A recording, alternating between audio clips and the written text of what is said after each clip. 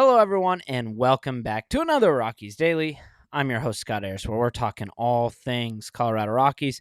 Thanks for stopping by, checking out the show, whether it's your first time or you've been watching for a while. It's super, super appreciated. If you can, hit that like button and subscribe. Share with your friends. Share with everyone you know who loves the Colorado Rockies as we get closer and closer to the start of this season. And let's start with Sean Sullivan, the second-round pick from 2023, just 23 years old, and he has been invited to spring training, one of the non-rostered guys to get an invite.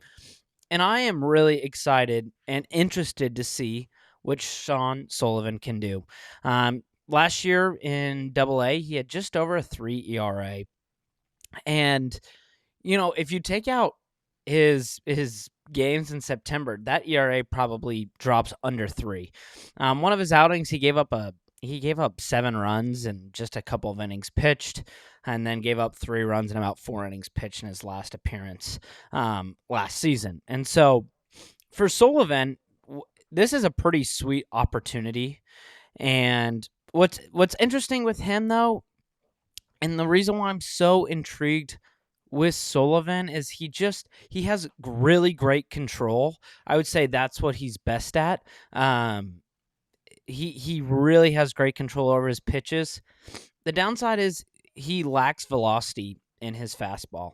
And I think that's the one big thing that we hope to see some development with. If he can get that up to 93, 94 miles an hour. Right now it's about 90 miles per hour on that fastball. His best pitch is a changeup that tops out upper 70s.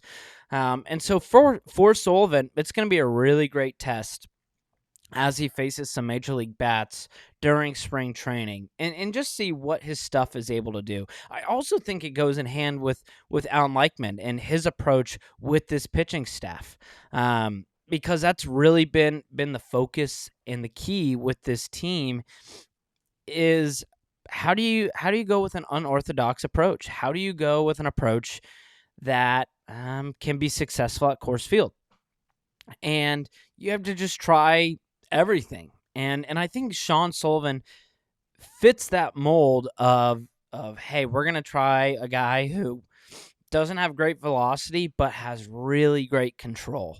Has a really strong changeup pitch, which we can see how that would do at Coors Field, and if Sullivan can get to that level. But spring training is that first step for him, and as a lefty, I'm just really curious to see how he's able to perform, and if he does get an opportunity to get called up to the major league level this year. So for Sullivan, you want to see that velocity improve, but really, really happy with his control right now. And, obviously just being productive. And so for Sullivan, I mean, that's going to be a big thing for him. And if you can't get that velocity up, how can you still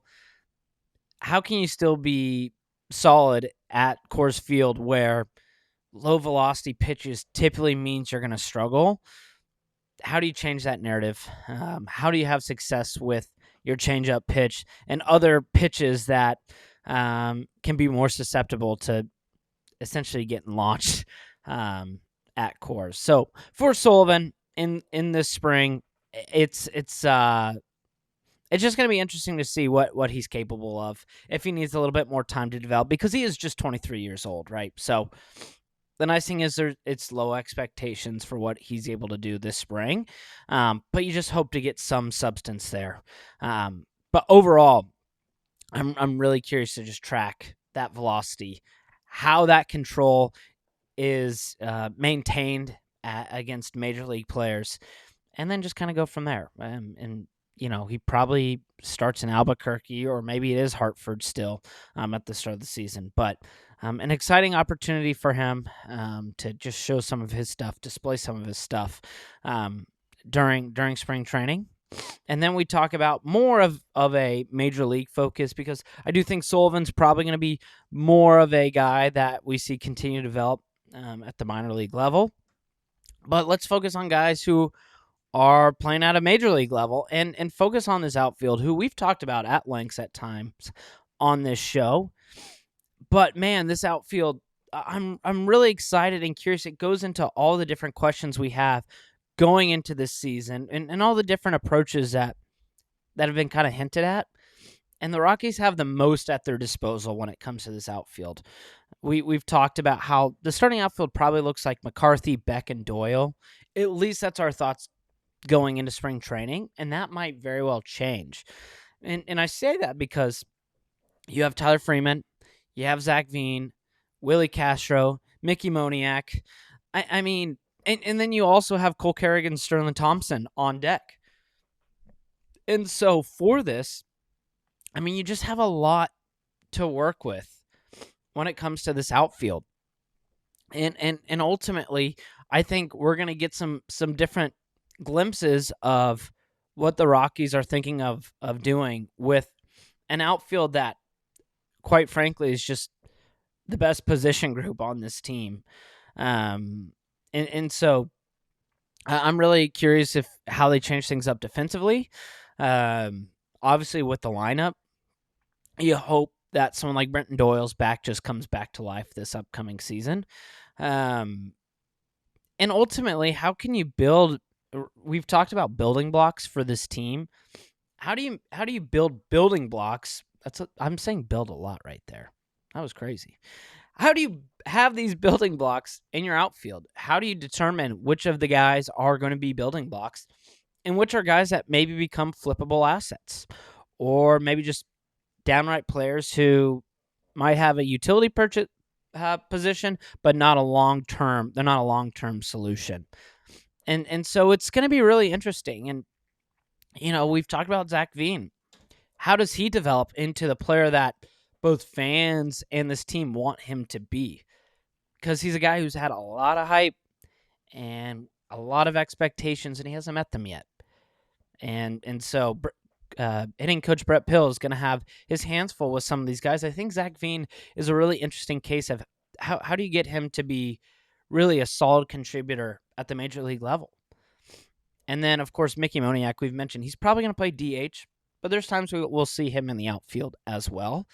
I've mentioned Tyler Freeman because I think he's a fun case to play first base for the Rockies. But he's a great utility man, as is Castro, and you can put them both in the outfield as well. So I think that's going to be a really interesting factor with players like Freeman and Castro because they're total utility guys. They're your Swiss Army knives that on any given day you can toss them in the outfield or make a change mid-game. And that's something Warren Schaefer has made a nod at, is if there's even a matchup, he's even said, like, in the fourth inning, and you have a chance to go lefty on righty, do you make a change? Or righty on lefty, do you make a change? And because the Rockies have so much at their disposal here, you're actually given an opportunity to do that and feel like you still aren't losing much if you do make one of those changes. Just because there's that much confidence in what this outfield will be able to do. And so it all leads back to excited for spring because it gives us our first glimpse. And then, of course, when the season starts, what will that look like? What are the different strategies that this team is incorporating? And it really all starts with the outfield and what they're capable of doing. Because if the outfield is bad this year, the Rockies are already in trouble, but the Rockies are just royally screwed if the outfield is bad this year. Because I think there is a certain level of dependence that there will be a high level of performance. I say high level, but a solid level of performance, though, from this outfield. And if they struggle, and now you're just relying on essentially Hunter Goodman and Tovar, that's a scary world. So we need this outfield to be productive, and I think they will. I really do. I feel confident about the outfield. For a team that probably doesn't muster much confidence right now, I do feel confident of what this outfield will be able to do. I'm excited to see how can McCarthy turn things around with his bat, and playing at a friendly ballpark, a hitter's friendly ballpark, something that can really help and kind of have a turnaround that we saw at Moniac last year. So, the theme continues to be, what are some of these different questions that we're wanting to see answered in spring training and in the season? And you could ask 100 different questions that hopefully we'll have answers to. But the moral of the story, really excited to see kind of what we can get from this outfield. Obviously, we talked about Sean Sullivan. Holy cow! And just what he will be able to do and what his productivity looks like. But man, we're almost here, and we're going to start getting better ideas of what this team is going to do, how they're going to be thinking outside the box, and just hopefully overall performance. Can we be better than 2025? The answer needs to be yes. It shouldn't be a should be yes. It needs to be a need. So that's a breakdown on the outfield, on Sean Sullivan. Two quick topics to end here. First of all, free agency. The closer we get, should we expect a Rock signing soon? I think we might see another minor league invite. I really would like to see Nathaniel Lowe or Rhys Hoskins in a Rockies jersey, especially to start the year. But it's hard to imagine that a signing is made before spring training.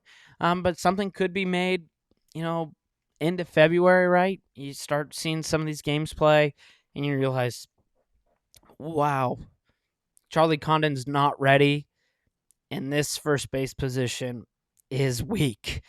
And that's why I think we continue to just focus on the first base position. I think if they make a signing, it's most likely going to be someone at first. But there just hasn't been any rumblings or any buzz whatsoever that the Rockies are intending to do that. And so I like to believe right now that we're going to see this position group start with, some of the guys that we've mentioned in the past few episodes. That's not to say they won't make a signing. And they've made signings without rumblings, right? But it just feels like we're gonna start with what we have, and then we need to actually make a call. We need to get some support here. So that's essentially what that looks like. I really like the idea of going after Hoskins or Lowe because it's cheap options that's going to give you stability. We've talked about stability a lot. It will give you much needed stability. So something to consider there. And then finally, just 2 days away from spring training, from finally getting guys to report. And I'm just so curious. There's so many questions that we will want to have answered throughout spring training. And to be this close, it's a wonderful feeling. We obviously now just have basketball as the only sport, basketball and hockey, now with football over. And so, more and more eyes are coming to what's going on with these Rockies in Denver. Now, there's a lot of eyes that aren't going to be on the Rockies because they're like, I'm done with that team, and I'd rather watch good sports than the Nuggets and the Avs. But still, there's going to be a lot of attention on this Rockies team with this new look front office and with just the different concept and ideas that we have been teased through the offseason. And so that is, again, one of the most exciting things is to see what are the different approaches Leichman has, that Warren Schaefer has, that we haven't seen before. And so you're probably not going to get all of that in spring, but you hope to just see a little. Just give us a little something. As well as what are the questions around Chris Bryant and what is going to happen there to get more clarity on that front. So there's a lot of different places that clarity is being asked for, and I think clarity will be at least partially given. There's going to be some questions that will just last until the start of the year, but to just get different combinations of, this outfield to get different combinations of the infield, because that's going to be a big question too, is what are these different combos that work best for the infield? So, I mean, you're going into this spring with a lot of questions, but we're almost here, folks.